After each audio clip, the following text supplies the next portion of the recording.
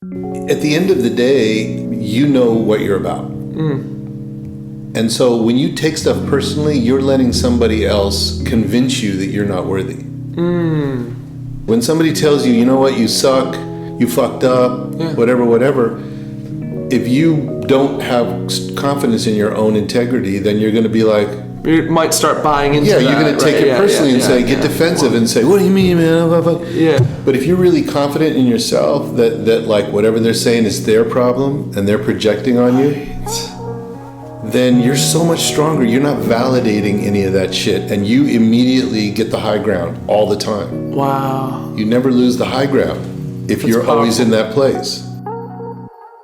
Welcome back, guys, to episode number 93 of Connection is Magic. Thank you so much for coming back and tuning in. This week, we have a Run It Back episode for you, which is an episode so incredible that we are going to revisit it. Our guest today is the illustrious music lawyer, Gary Greenberg. He's a longtime professor at UCLA teaching music business, and in addition, he has represented some of the most legendary artists in all of music, including Tupac, Bone Thugs-n-Harmony, and Snoop Dogg, to name a few. Fun fact, he's also a very skilled jazz drummer and arranges jam sessions in Hollywood once a month. He's been doing this for a number of years. So not only a great business mind in music, but also he's a creative. So these are my favorite conversations to have. This episode, we get into the huge low he endured losing his first famous client as a young attorney, the fragility of maintaining human relationships, and the complexity of how it compounds in bands, and how in LA we have some of the most talented artists in the world, but we also have some of the most talented hustlers preying on them. We get into that and so much more. I can't wait to have you guys check this one out. And before we jump in, I would just like to say, I am going so hard for you guys right now. I want to deliver the best, highest quality podcast interviews I possibly can, and your support means the world. I do not want to understate that. So if you could take just 30 seconds and go to Spotify or Apple, or both if you're feeling generous, and simply write a review about the podcast, how it affected you, it would mean so much to me, and it would help get this podcast to more people who need it in the algorithm. It would get suggested to more people, etc. So you can make a huge difference. I have gotten messages via Instagram, Facebook, YouTube from creatives all over the world saying how some of these episodes have positively impacted them. So the more comments, shares, subscribers, all that stuff, the more the algorithm on all of these platforms will favor and highlight the podcast to new listeners who could really benefit from the messages. So again, thank you in advance for taking 30 seconds to go do that. Now let's get into the Gary Greenberg interview. I know you guys are going to get so much value out of this one. Here we go. Welcome, everybody, to Connection is Magic. I'm your host, Samson Schulman, a former music executive turned podcaster and coach. In a world obsessed with the highlight reel and keeping our difficulties hidden behind the curtain, we end up feeling lonely and isolated, and opportunities for human connection are missed. On this podcast, we dive deep with our guests and get them to share those dreaded, unfiltered pieces. We learn how to make lemonade out of life's lemons and realize adversity isn't sent to break us, but rather shape us into the greatest versions of ourselves. We appreciate you spending some time with us. Now let's begin our journey back home to connection. Today we have our man Gary Greenberg in the building. How are you, man? Outstanding. Let's start back at the beginning, Gary, if you wouldn't mind. Tell us, where are you from? I was born in San Diego, but I went to high school in LA. Okay. So I'm kind of a native Southern Californian, which is rare these days. Being from Detroit, I've never really had to experience that, but yeah. Well, it's a beautiful place. Everybody wants to come here and get famous. Growing up, let's say high school or whatever, did you want to do the band thing yourself, being a drummer? Were you like, I'm going to get signed and be a big star? And I mean, I grew up in a pretty entrepreneurial household. My dad was a real estate developer, and his father was a very entrepreneurial guy, owned hotels and was a developer. So it was kind of in my blood to be an entrepreneur. And I love playing drums. I love the art, but frankly, it doesn't fulfill all of me. It fulfills part of me, but when I was playing full time, I was kind of starting to burn out on it. Every band I was ever in, I always did all the business, not because, because I wanted to. Nobody else wanted to. I'm the one making the deals with the club owners. I'm the one collecting the money because I enjoyed it. I needed to do a little bit of business, whatever little bit I could. And I think after 2 years of just playing full time, I just wasn't happy. And what about family-wise? Because that always plays into it, I feel, right? We all want to make our family happy or proud or... Yeah, that's a good point. Obviously, ever since I could walk, I was told I was going to be a lawyer. And so when I announced after college that I was going to play music full time, it didn't go over well. I figured. Not at all. And things were very strained for a while with my family. So, of course, when I came to the decision, you know what, I'm going back to law school, it was like, hallelujah, you know. Finally he's come back to God here. Yeah, they were popping champagne, right? Exactly. But it was okay. You know, it's like, honestly, the last thing I ever wanted to be was a lawyer. I think maybe because I was told that's what I had to do. And so to some extent, I think coming around to it, once I realized there was this thing called music law, which I only realized because one of the bands I was in had their own music lawyer, who I thought was like the coolest guy ever. Once I realized that there was a way I could actually be a lawyer and still be creative and still help, musicians and be entrepreneurial and still play music, I was like, okay, this is a way you can only fight your destiny so long. And I felt like a great peace came over me when I said, okay, I can actually do both. I'm never going to stop playing. But, obviously there was some of the practical things came into it too. I think I did start to realize that it's a tough way to make a living, even back then, especially being a drummer.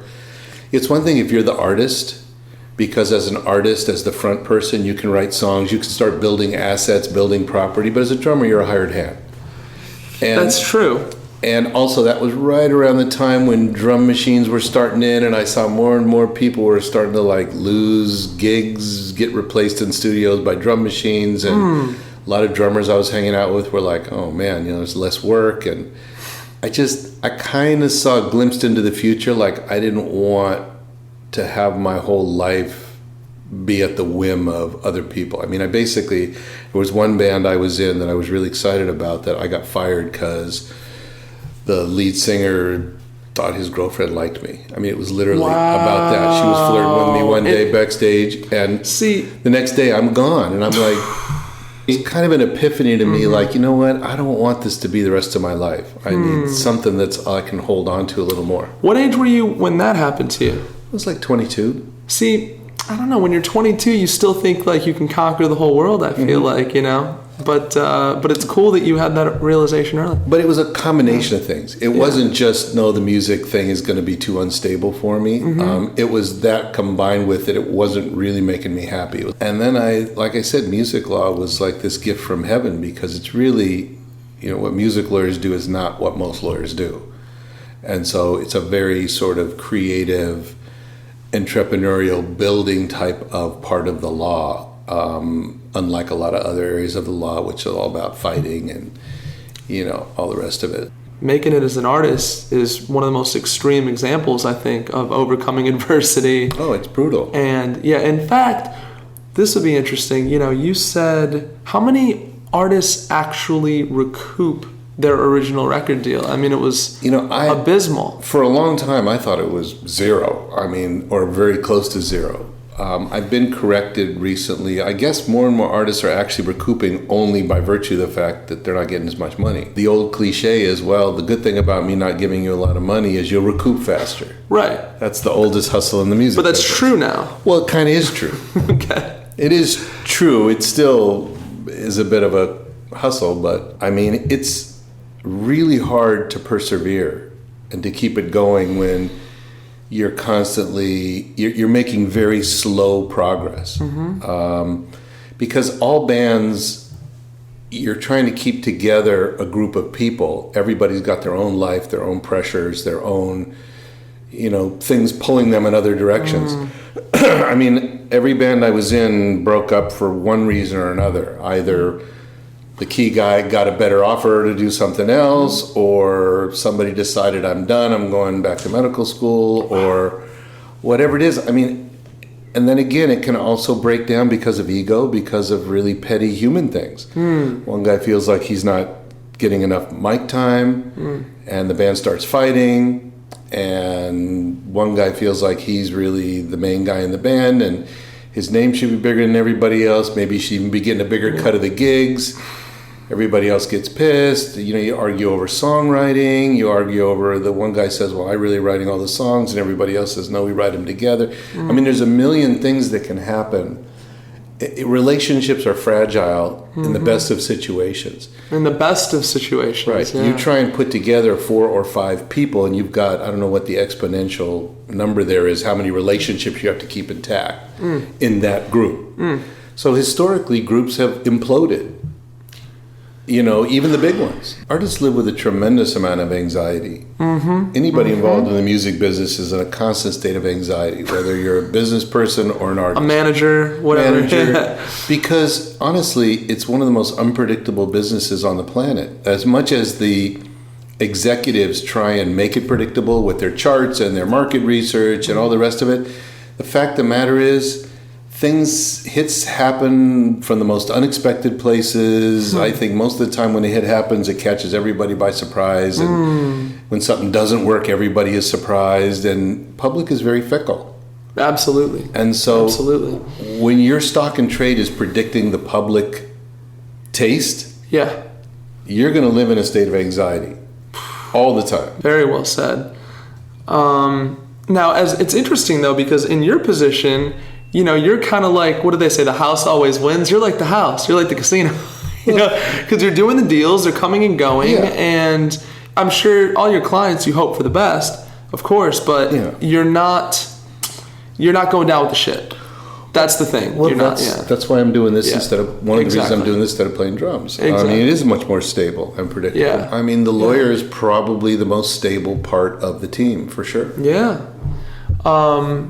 So, and now, it's not like I don't think you thought that going in, or maybe you did. I really didn't. Right. I thought that, number one, I needed to do something entrepreneurial.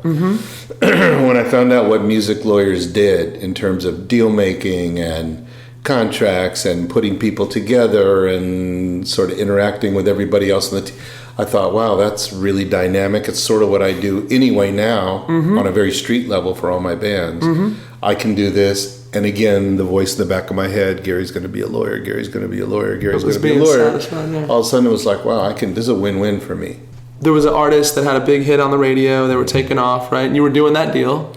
Right, I was doing a publishing deal for them. You were doing a publishing deal for them with a major publisher, right? Exactly. And can you tell the listeners what happened in that? Yeah, again, without naming names, I was a very young lawyer. This was one of my first really big, successful acts, so I was very excited. They were all over the radio, right? Yeah, they had a couple big hits going, and then we were being offered really good publishing deals. And the lawyer who represented the publishing company called me one day and said, basically, I'm taking your act from you.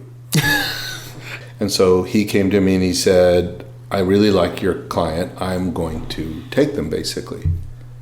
And I said, well, you can't do that. They're my client. And he goes, well, I can, and I've already talked to them about it. And they understand that if they want this deal to happen and other deals that I can make happen for them, then, thank you very much for getting them to this point. But you're a little fish and I'm a big fish. And that's ice cold, Gary. These are the rules of the jungle. And, wow. And at the time, I was just shocked. And I said, this seems really fucked up. This is unethical and all the rest of it. And he goes, look, one day when you're older, you'll understand that this is just the rules of the jungle. That, the big fish eat the little fish, and that's the way it goes. And I remember I called my client, and my client said, really sorry, but we need this deal badly, and we love you, and we thank you for getting us to this point, but we don't really feel like we have a choice.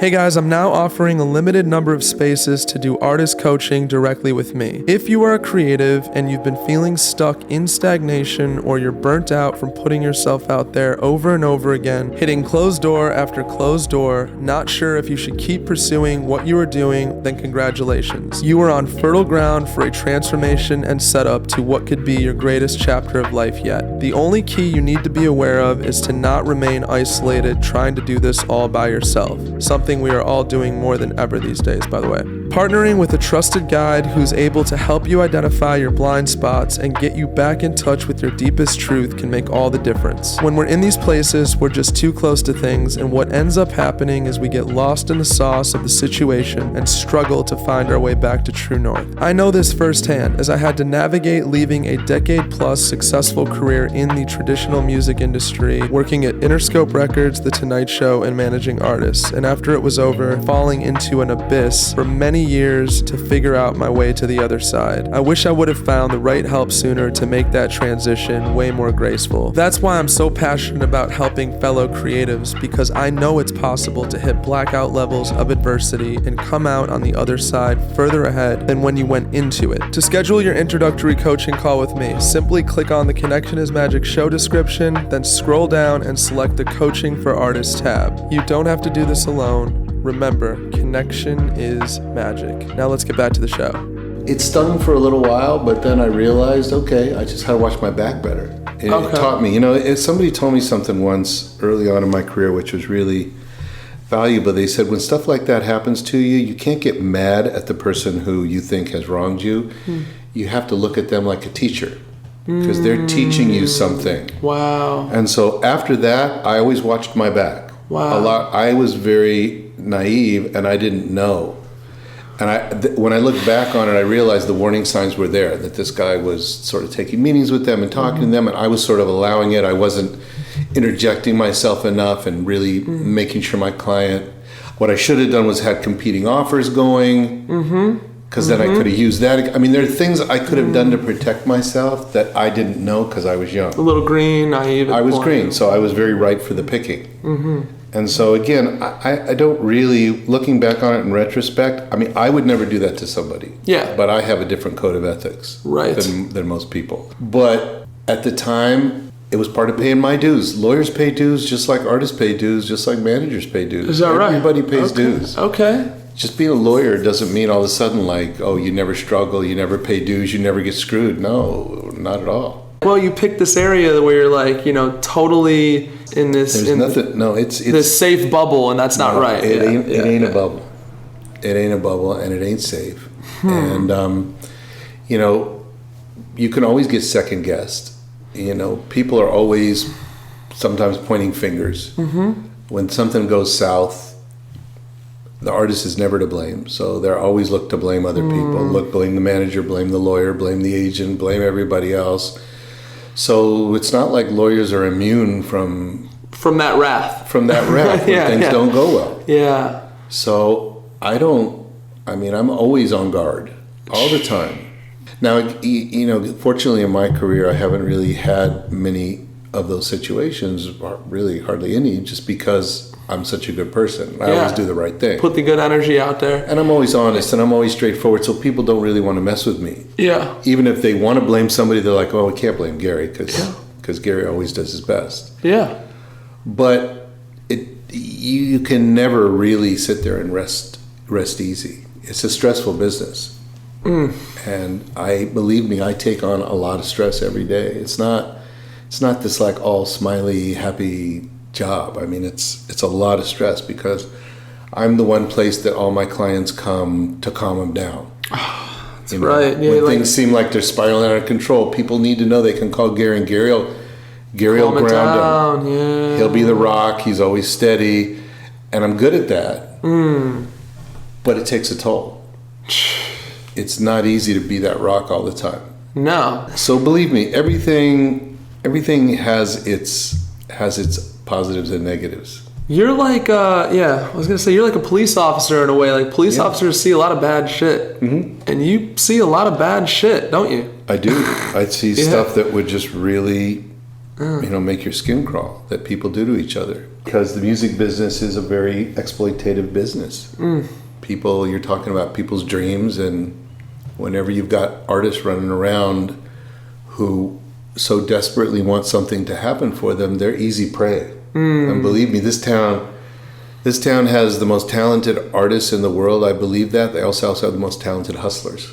Oh, wow. Well said, man. It's like when I look out of my window over the LA basin, I see a lot of sheep and I see a lot of wolves.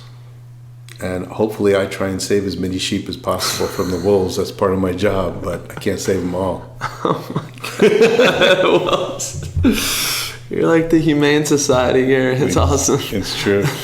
You've even told me about where, deals will come into play and like lifelong friends who are figuring out their structure and splits and all that. You've seen long friendships just fucking fall apart, right? Course. Over a deal. Of course. I mean... And it's not just over money. I mean, money is part of it, but I've seen deals fall apart over whose name is going to go first in a credit.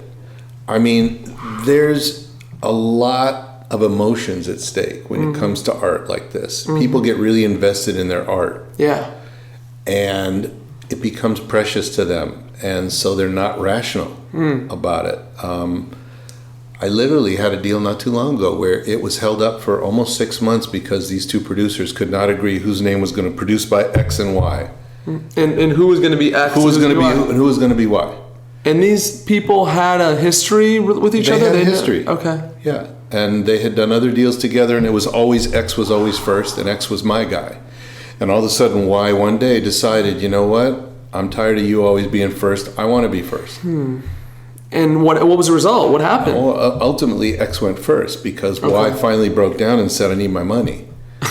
Because X was a little more successful and was able to wait it out. But I mean, I could not believe the conversations I had with Y's lawyer saying, and unfortunately, they never worked together after that because Y decided to stand up and say, wait a minute, I want to go first. Oh. And they ended up fighting over it. It like killed an entire wonderful collaboration where they had produced a lot of hit records together. That sounds like a total ego getting the best of somebody, though, doesn't it? Well, you never know. Yeah, of course, but you never know where it's coming from. You never know if it's somebody talking in their ear. You never know if it's a girlfriend or somebody else saying, why are you always second? But you never know what gets in somebody's head. That's true. Have you seen, say a brand new artist just coming out, nobody gives a shit about that new artist. And then once some success starts setting in, totally. All of a sudden, people are clamoring. There's people getting in the artist's ear.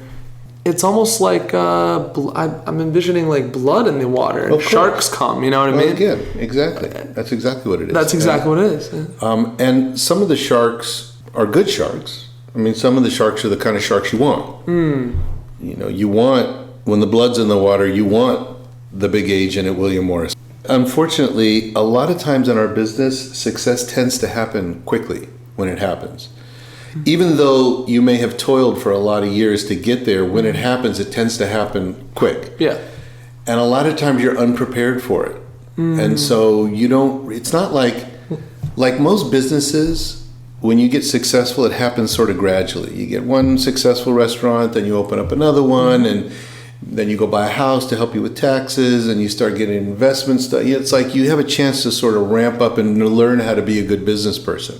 It's true. But artists, a lot of times, they're not prepared for it. It happens really fast, and then all of a sudden, every friend they ever had, every family member they ever had is like, oh, wow, can you help me out? Can you give me a loan? Now you're rich and famous.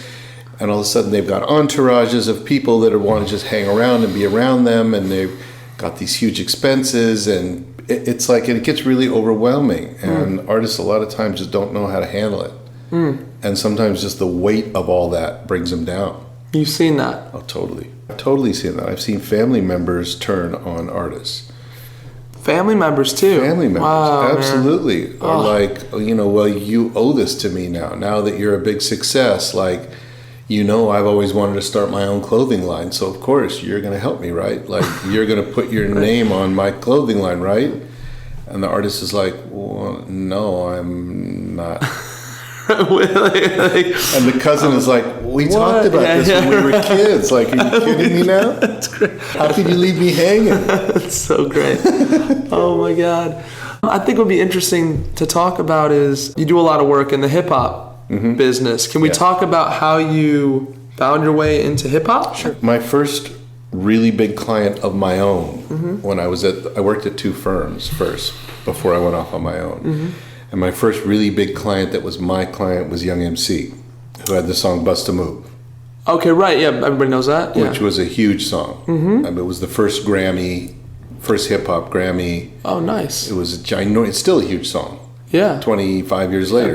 You know what I mean? Yeah. So there's not many songs that are that iconic. Yeah, sure. Especially in hip hop, right? Especially in hip hop, exactly. And so what ends up happening, like in any other business, is success in one area begets success in other areas. In other words, because I was out in the community with Marvin, his name's Marvin Young MC, of course, the other clients that were starting to come to me were other rappers. Right. Who I was meeting places and with him. So I just started to get into the rap world a lot. But then it got really interesting because as a drummer, most of the records I started to play on, most of the gigs I got were also in hip hop. Because I'm a trained jazz drummer. I'm a jazz fusion drummer, and hip hop is jazz based. A lot of people don't really realize that, but jazz and hip hop are like kissing cousins. That's why a lot of hip hop artists will sample old jazz records and things because they want to get that ding, ding, ding, ding, ding. Absolutely, they want to get the hop. I remember the very first job I got was I represented a producer who he was getting in trouble because he had sampled a drum loop from something and he got kind of busted by, he didn't tell anybody. I got a call from the label saying, like, you need to take this out. Like, we're planning on releasing this record next week, and we just... You get rid of the sample. Yeah, and my guy was freaking out. He's like, well, that's like the whole foundation of the track. And I'm like, well, let me hear it. And I said, I can do that. He's like, what do you mean? He goes, this was a client of yours? This was a client of mine. He's like, what do you mean you can do that? I'm like, I can do it. Just... I'll bring my drums down to the studio. I can totally recreate that. Oh, man. It's just cowbell and a hip-hop beat. I could totally do it. Huh. He's like, are you kidding me? I'm like, no, I'm not kidding. So I went down there and I did it, and they loved it. And then this producer and I he used to use me for a lot of things. Wow. So I was on Bone Thugs and Harmony records and... Snoop Dogg records and all kinds of hip-hop records because... Again, a lot of times they would already have a beat programmed, and they wanted me to come and play over it and just do that bing, jing, ding, ding, ding, ding, just to give it the little, they called it that bounce. She's going to give it that bounce. So here I am sort of playing music in that genre too, which also... Just furthered your hip-hop roots. Right, and I ended up representing Bone Thugs and Harmony. Oh, you were their lawyer for some time. I was their lawyer for a long time. Nice. And the Loonies and... all kinds of iconic rap groups. And it's crazy. I personally like the music. I mean, I like the genre. I think at least rhythmically, I don't always understand the lyrics, frankly. But rhythmically, I think it's among the most adventurous music, has been for some time. In terms of the grooves and the way it fuses different kinds of rhythms. I think that hip-hop culture, at least at its best, is an art form of protest, of public statement. I represent MC Ren, who is one of the original members of NWA. Yeah. And when you see a genre of music that can affect social change and social commentary, to me, that's taking music... It's the needle of pop culture, isn't it? It really is. Yeah. And I think, unfortunately, me personally, I don't think we see enough of that these days. When you talk about shit going wrong, which is a theme of this podcast right now. Nice. Hip hop is like, the border of like Pakistan, where you've got there's a lot of shit that goes wrong, particularly in hip hop. There is. Would you say it's for the reason that people probably guess it is, which is, there's a street mentality, I think. People bring that sort of street mentality a lot of times to the business side of it. I know certainly Suge Knight did. Yeah, well, I didn't know Suge, thank God. Yeah. But there's some of that. But I don't think that's the real heart of it. I mean, the genre itself, unfortunately, because of sampling, that creates a lot of problems. It's on a practical level. On a practical level, the art form relies heavily on copyright infringement. Okay. You know what I'm saying? Yeah. Whenever you're building a genre of music that relies on using other people's music, you're already building in potential problems and obstacles. And especially because the whole sample clearance thing can get so expensive and tedious, people don't always do it. They try and hide it.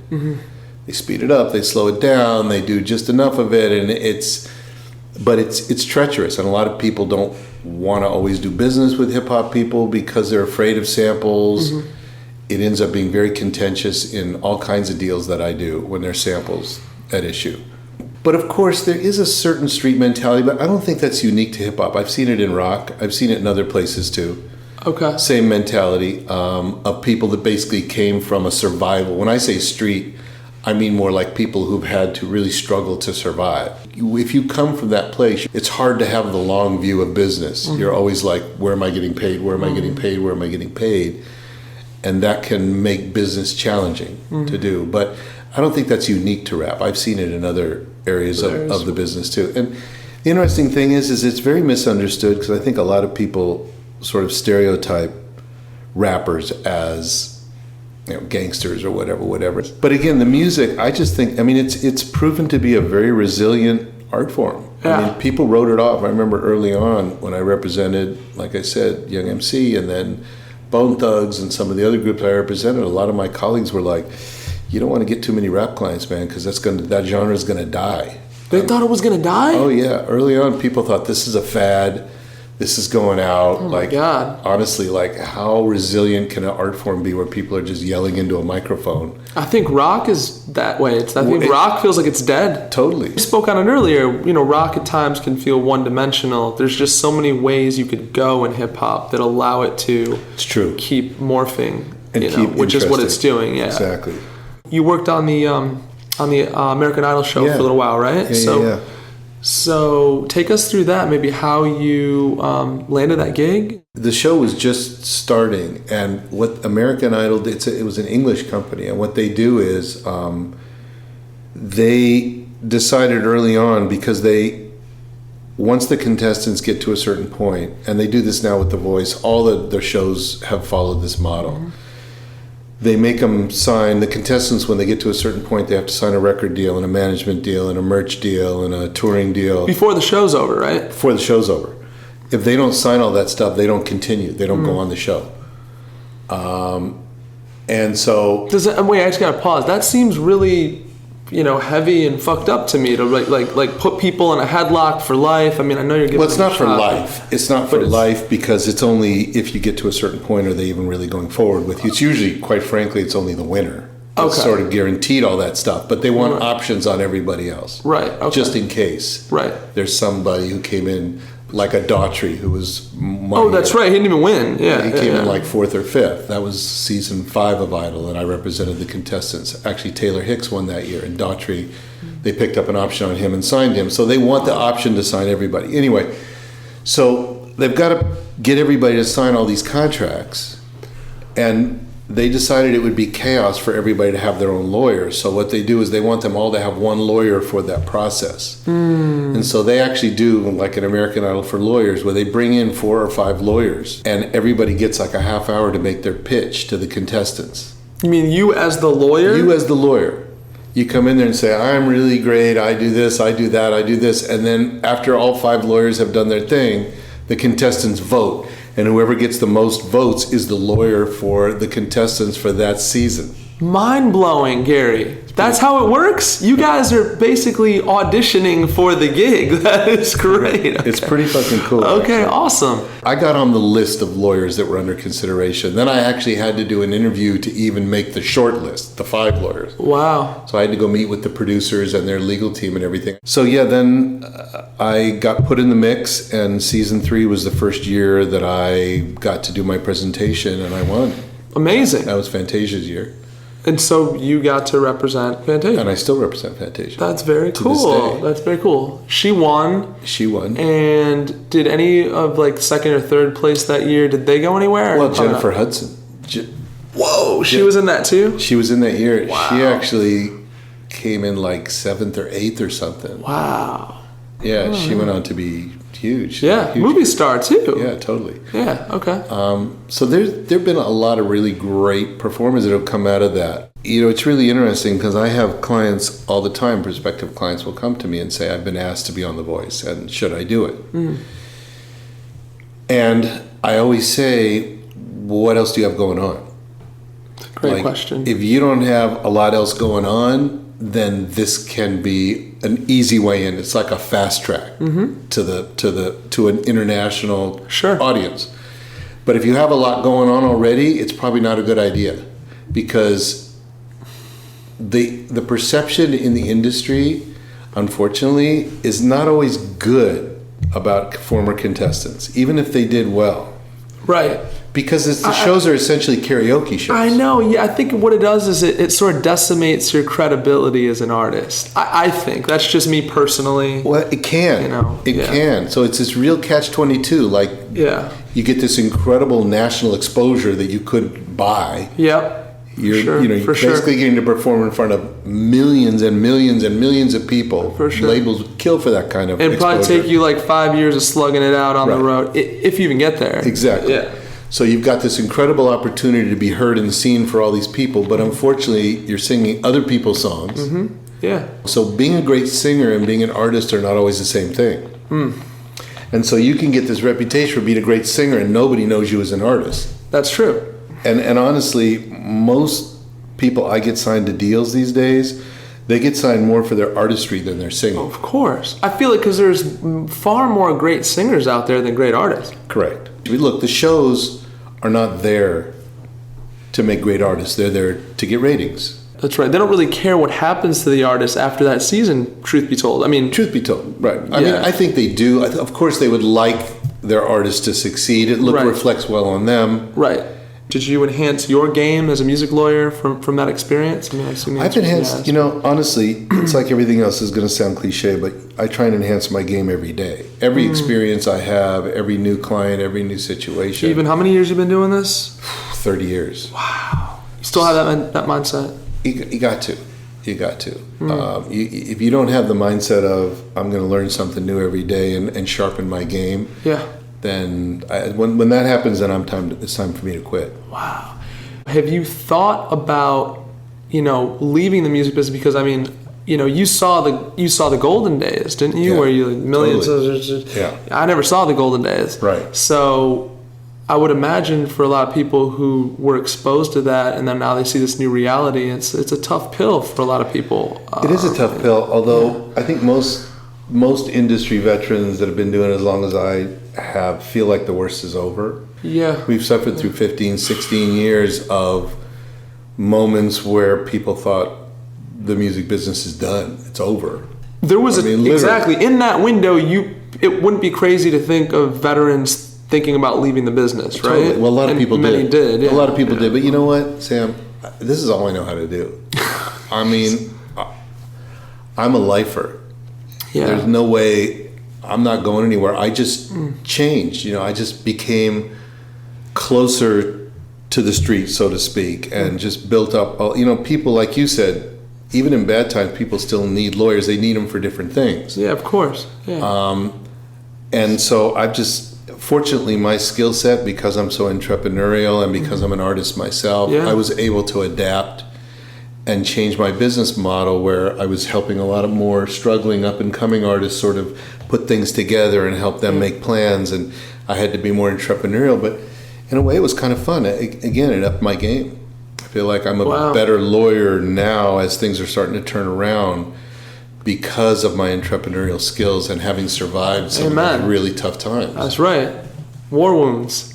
I do have war wounds. Like I said, this is all I ever do. I mean, I had friends and family were like, maybe you should think about film law, maybe you should think about TV law, maybe you should think about doing copyright. I'm like, this is... No, you're a lifer. This is what I do. Yeah. Like, if it gets to the point where I don't have enough clients, then the music is probably dead. That's awesome.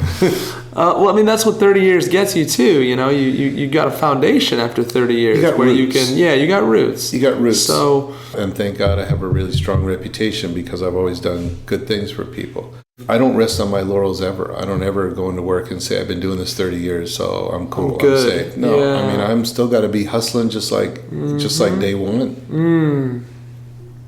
I got to be on my hustle just like day one, dude. Even like after like a big success or something like that, Doesn't matter. it doesn't. You don't like pause too long with that, right? Can never pause too long. Wow.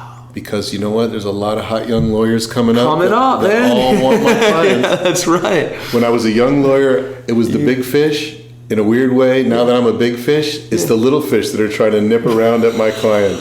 You got to worry about the little fish as much as the big.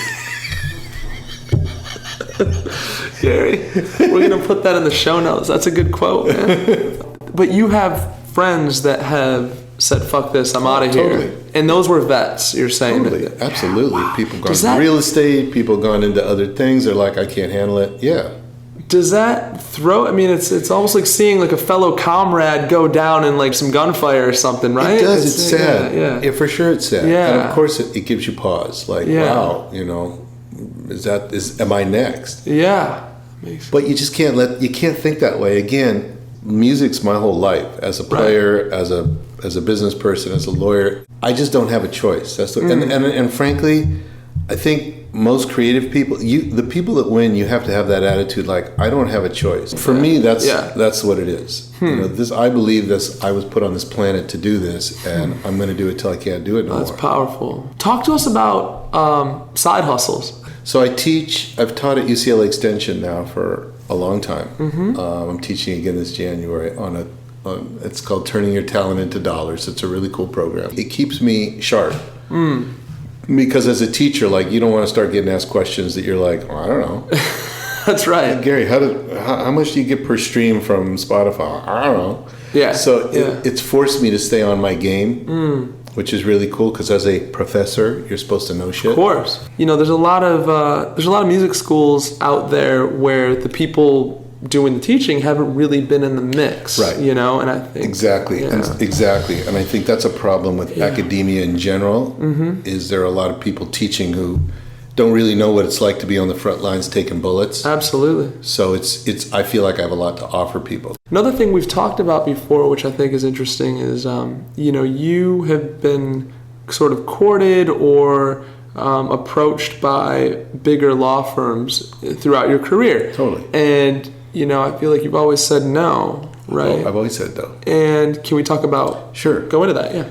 Yeah, I mean, I have nothing against the law firms. Obviously, I have a lot of friends there, and there are more big law firms than people like me. I'm a bit of a dinosaur, especially people at my level. I mean, there's a certain strength in numbers that happens at those firms that is undeniable. That when they pool their resources, they can get more and more. They have more relationships, get to more people. So I get all that, but I have a way of doing things that's very unique, and I worked in the firms when I started enough to know that I would butt heads with my partners in the firms. I know that I do a lot of what I'd call pro bono stuff. I cut deals for people all the time. I'm very sensitive to this. I believe in this person. They need help. They can't really afford to pay me what I'm worth, so I'm going to cut them a break because I believe in them. And I think it'll pay off in the long term. Yep. And they're a good guy and they deserve it and they need help too. And that kind of stuff does not go over well in the firms. It's about the bottom line, period, right? Yeah, or what? exactly. Well, you got to answer to your partners for your time. So at the end of the month, you're like, well, why'd you spend so much time on this artist that's not paying us anything? Every month they have to justify how much money they're bringing in. Wow. And their businesses like everything else. And it's not a rap on them. That's the way business works. Yeah. And I know that in order to do what I do, which is so much give back and so much, quote unquote, doing the right thing, that I can't answer to anybody for that. I have to be able to just... That's powerful, I have to look in my own soul and say, I'm doing this and I don't have to explain it to anybody. I love that. I'll give you just one piece of wisdom that I heard recently. In Jewish tradition, an effective way to argue, to criticize, to get into disagreement with someone. And that's probably no more needed no more needed than ever right now, because the way that our public discourse is all about insults, and it's like name calling and insults and all the rest of it. It's a very non-Jewish way of disagreeing with someone. And basically what our tradition says is that when you disagree with somebody, the first thing you're supposed to do before you say you're an idiot or I disagree is the Torah says you're supposed to make your ear a funnel. In other words, take as many opposing viewpoints in as possible before you blurt out your conclusion. You may be so sure that somebody's full of shit. And then all of a sudden, instead of just saying, you know what, you're full of shit, I disagree with you, you stop and you say, you know what, I heard you, let me look into it, let me get back to you, okay? And you do your research and you're like, wow, maybe they're not quite so full of shit as I thought.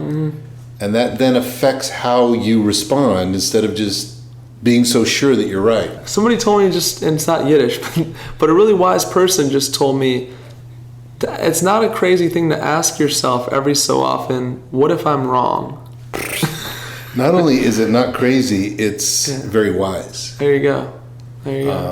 Because we're all victims of, again, our insecurities, our anxieties. We tend to convince ourselves sometimes that we're right about stuff for the wrong reasons. Again, a big part of business in general is, even when you get into a disagreement with someone, the art form is to argue with integrity and honor and facts and common sense, and not from emotion or entitlement or anxiety. Did you learn fear. This in law school, by the way? No. Or This is just stuff I learned along. They don't teach this in law school. They don't teach. No. That's this the is Gary stuff, special. This is stuff I learned along the way. Yeah. And when you do it that way, when the thing is done and somebody has won and somebody has lost, or you've compromised somehow, it's just as important that the people you were opposing, that you maintain a good relationship with them on the way out. Wow.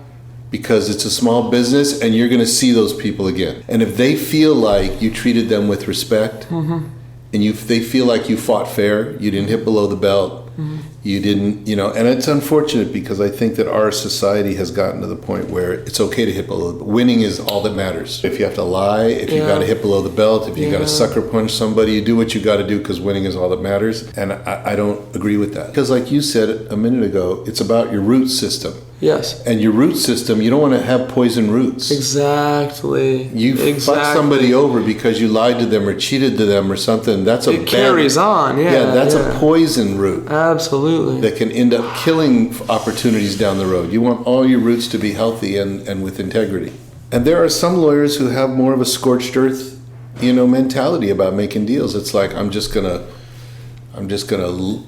try and strong arm my way into positions. So don't name names, but I'm sure you've clashed with other attorneys. And what is it, a small business, as we know, what's it like when you see these people 3 months later or whatever in another deal? Well, it's definitely difficult, but I pride myself, like I said, it's really more their problem than mine, because I don't take anything personally. If I see them out and about, I'm totally cool. It's like, I'm not living in their world. I don't know what pressure they're under. I don't know if they're having a problem at home. I don't know what it is. And I don't take anything personally. You can't. You have to stay calm. You got to stay objective. That's part of what I get paid to do. Maybe you could drop some wisdom on that. Like, you can't take things personally. I feel like a lot of folks certainly do take a lot of things personally. Of course. What sort of wisdom would you put out there to help people keep it in the right perspective? Well, because at the end of the day, you know what you're about. And so when you take stuff personally, you're letting somebody else convince you that you're not worthy. That's the only reason to take it personally. When somebody tells you, you know what, you suck, you know what, you fucked up, whatever, if you don't have confidence in your own integrity, then you're going to be like... You might start buying into that. Yeah, you're going to take it personally and get defensive and say, what do you mean, man? Yeah. But if you're really confident in yourself that whatever they're saying is their problem and they're projecting on you, then you're so much stronger. You're not validating any of that shit, and you immediately get the high ground all the time. Wow. You never lose the high ground if you're always in that place. Okay, so tell us what your biggest blessing in disguise has been throughout your career. I think the biggest blessing in disguise is the fact that I'm an active musician. Is that I'm an active playing musician, because it balances me. Whenever I start to get discouraged, making music is such a profound experience for me that it gives me the strength to go back in and say, I need to stay in this business, because this magic is so powerful that no matter what challenges I have, I can't leave it, because the business takes a lot from you. It's 24/7, it feels like. It demands a lot of you. It takes a lot from you. I'm divorced, so I feel like the business in a lot of ways cost me my marriage. It wasn't the only thing.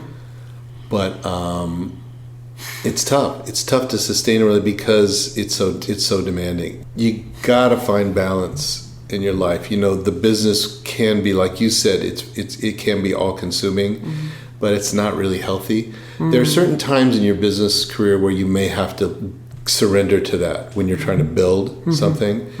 But the trap you get into is, even once you've built it, is you want more. You want more, you want more, you want more. Don't neglect your personal life and the people that are important to you. You know, it's really hard. I've seen people in this business, man, 50s, like never been married. I mean, it's nuts what. Well, yeah, and honestly, on some level, that's actually wise.